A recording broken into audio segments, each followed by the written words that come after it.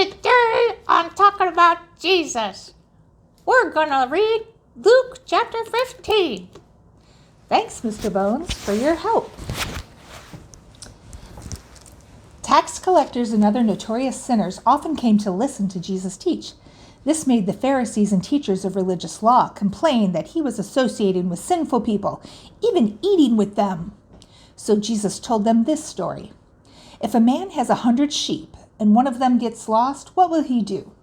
Won't he leave the 99 others in the wilderness and go search for the one that is lost until he finds it? And when he has found it, he will joyfully carry it home on his shoulders. When he arrives, he will call to his friends and neighbors, saying, "Rejoice with me, because I have found my lost sheep." In the same way, there is more joy in heaven over one lost sinner who repents and returns to God than over 99 others who are righteous and haven't strayed away. Or suppose a woman has 10 silver coins and loses one. Won't she light a lamp and sweep the entire house and search carefully until she finds it? And when she finds it, she will call in her friends and neighbors and say, "Rejoice with me, because I have found my lost coin." In the same way, there is joy in the presence of God's angels when even one sinner repents. To illustrate the point further, Jesus told them this story. A man who had 2 sons. The younger son told his father, "I want my share of your estate now, before you die." So his father agreed to divide his wealth between his sons. A few days later, his younger son packed all his belongings and moved to a distant land, and there he wasted all his money in wild living. About the time his money ran out, a great famine swept over the land, and he began to starve. He persuaded a local farmer to hire him, and the man sent him into his fields to feed the pigs. The young man became so hungry that even the pods he was feeding the pigs looked good to him, but no one gave him anything. When he finally came to his senses, he said to himself, "At home, even the hired servants have food enough to spare, and here I am, dying of hunger.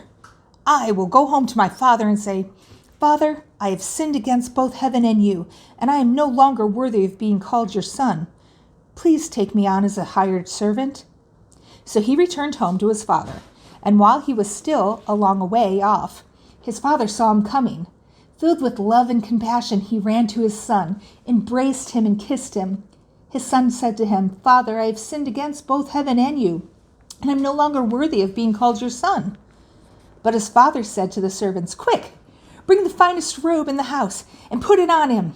Get a ring for his finger and sandals for his feet, and kill the calf we've been fattening. We must celebrate with a feast, for this son of mine was dead and now has returned to life. He was lost, but now he was found." So the party began.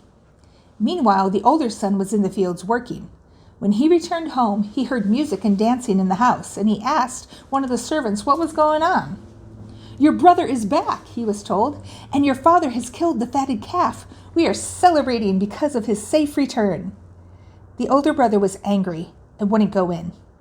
His father came out and begged him, but he replied, "All these years I've slaved for you and never once refused to do a single thing you told me to do. And in all that time you never gave me even one young goat for a feast with my friends. Yet when this son of yours comes back after squandering your money on prostitutes, you celebrate by killing the fatted calf?" His father said to him, "Look, dear son, you have always stayed by me, and everything I have is yours. We had to celebrate this happy day, for your brother was dead and has come back to life. He was lost, but now he is found." Hallelujah! Join us tomorrow.